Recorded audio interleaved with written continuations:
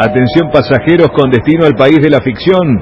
Próximo destino, columna de literatura a cargo de la profesora y licenciada Jorgelina Garrote. Un viaje con vos, de novela.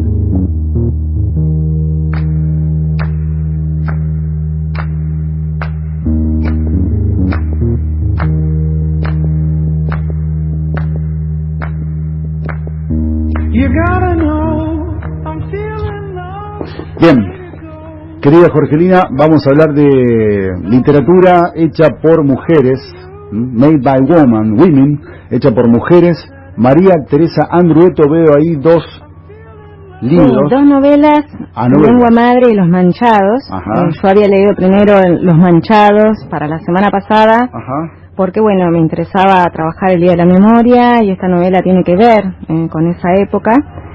Y bueno, como no se pudo dar la semana pasada, también me llamó la atención que buscando material sobre esta novela, Los Manchados, me hacía una referencia a otra novela, como era una suerte de continuum, que había una anterior. Entonces dije, bueno, la voy a buscar, y es Lengua Madre, que es la que estoy casi terminando y que, bueno, me gusta mucho, porque, como dice el título, Lengua Madre, tiene que ver con la lengua materna, con esa relación cuando habla uno de la madre, no solo por lo que uno aprende de la madre, la lengua materna, sino también toda la historia del vínculo entre madre e hijo. En este caso es una hija, es Julieta, que en este caso Julieta no tuvo la oportunidad de criarse con una madre, sino con su abuela.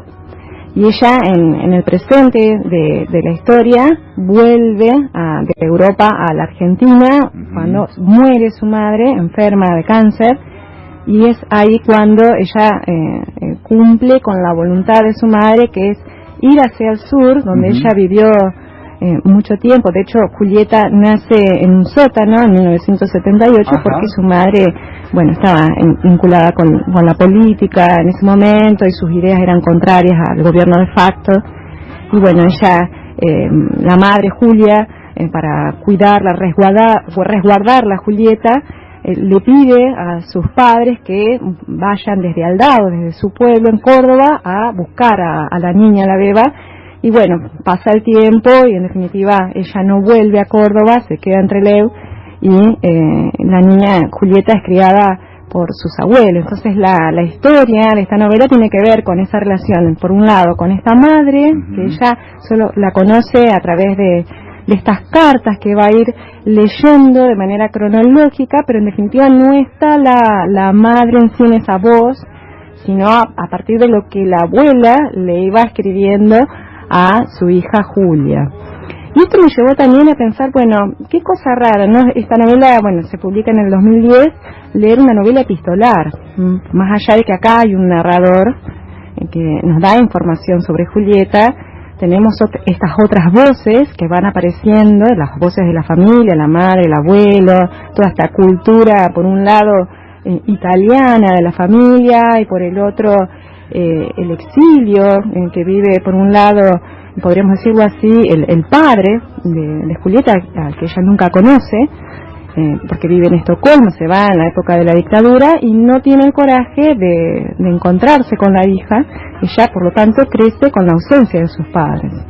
Y tiene, podríamos decir, esta inquietud tan visceral, ¿no?, de saber quiénes fueron sus padres. Por lo tanto, en Lengua Madre tenemos la historia de esta búsqueda de Julia ya siendo joven, de casi 30 años, es profesora de letras, está haciendo una tesis en Alemania sobre una mujer, sobre Doris Lessing, una escritora inglesa.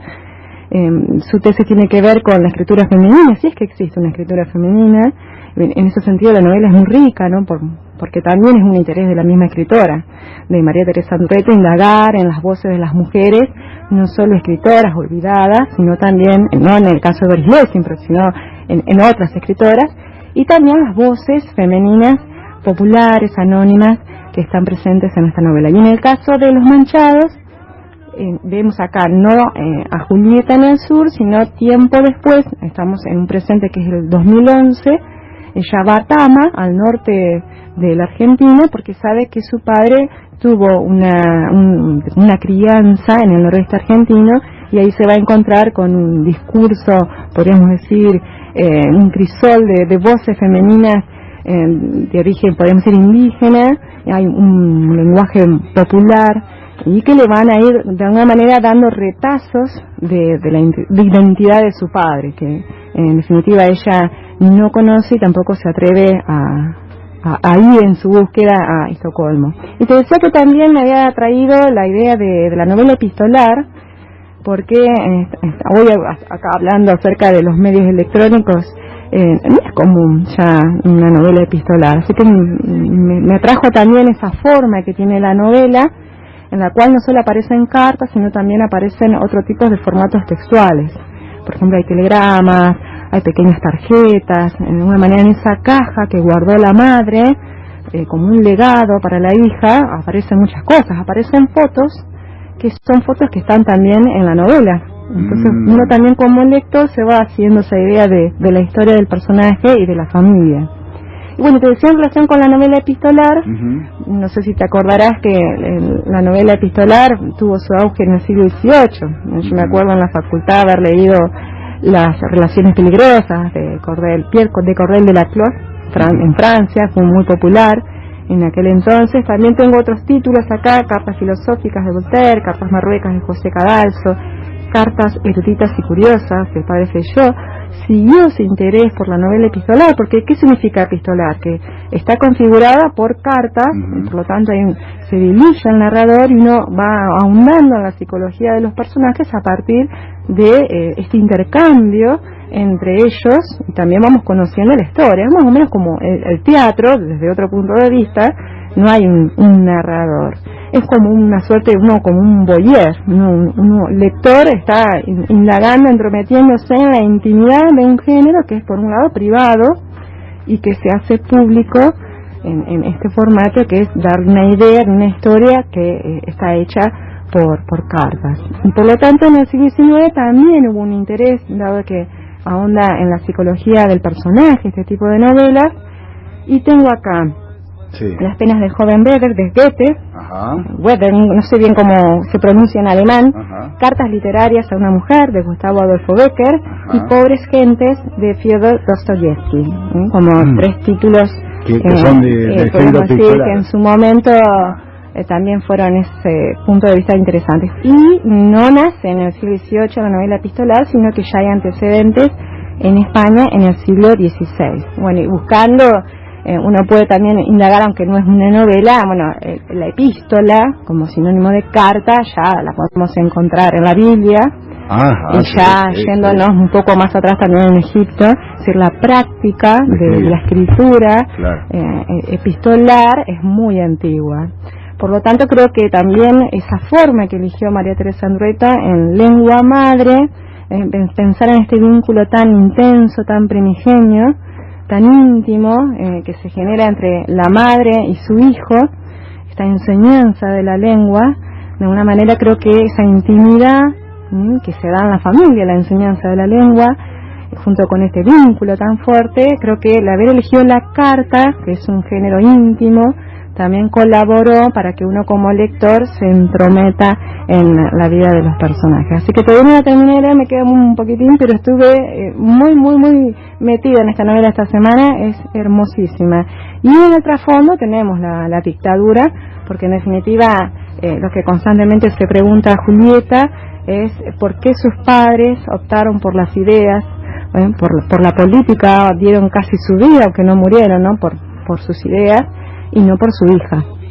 ¿Por qué no la buscaron? Entonces hay una fuerte pregunta sobre la identidad. Qué buena pregunta, ¿no? Sí. Diste la vida por cambiar el mundo, pero no empezaste por cambiar tu hogar, la relación con tu hijo. Sí. Un planteo durísimo. Es muy fuerte en ese sentido, sí, porque es constante esa pregunta que ella se hace, por un lado como un reproche, pero por otro lado dice, bueno, es lo que me tocó. Y bueno, desandar el camino de su propia historia personal también le ayuda a ella a mirar su futuro. Claro. Bueno, género epistolar, novelas escritas por una mujer, en este caso María Teresa Andrueto. Me acordé, por ejemplo, de Boquitas Pintadas. Bueno, se menciona acá porque el personaje, el papá de Julieta, nace en General Villegas, que es el pueblo de Puig y es donde se sitúa Boquitas Pintadas. Claro, que también esa novela tiene cartas de un muchacho picaflor con sus novias. Sí, sí. Y otros tipos de textos aparecen también. Diarios íntimos, sí.